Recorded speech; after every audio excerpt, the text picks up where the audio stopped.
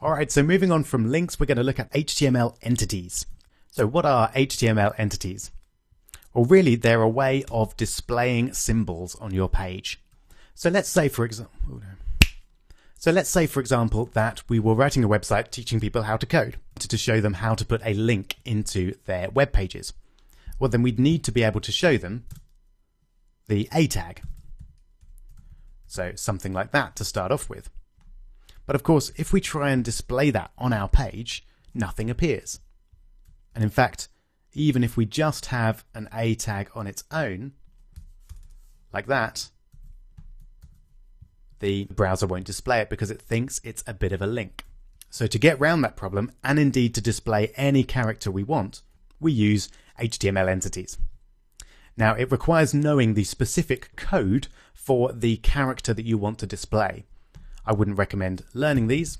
I'd recommend just remembering that you can Google HTML entities, and then you've got a big list of all the ones that you want. So I'm going to go for the top result here, W3 Schools, as we saw before, because it lists some of the most common ones. So you can see first off how we get these entities. So they all have an and symbol at the beginning, and then either a name or a number. And you can use either. I generally go for the name because it's a little bit easier to work out what it is, rather than remembering what all the entity numbers are. So if we wanted to display this, then we want a less than sign first off, which is and then less than, and then a semicolon there.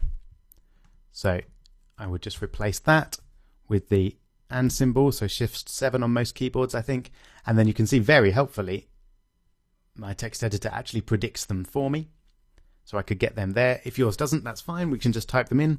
So less than, LT, and then a colon there.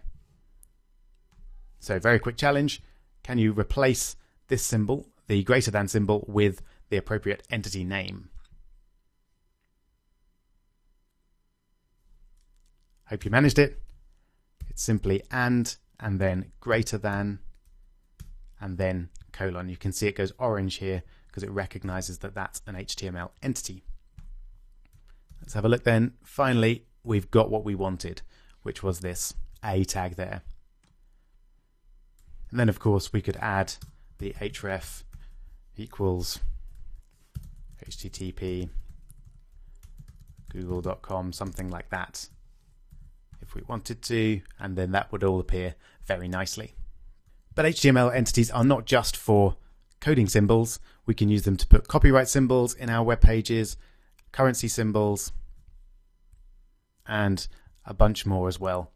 If we want to see all of the different entities that we can use, that second link there has them all, and there are many different entities that we might want to use. Alright, so now you know how to add characters and other symbols to your web pages.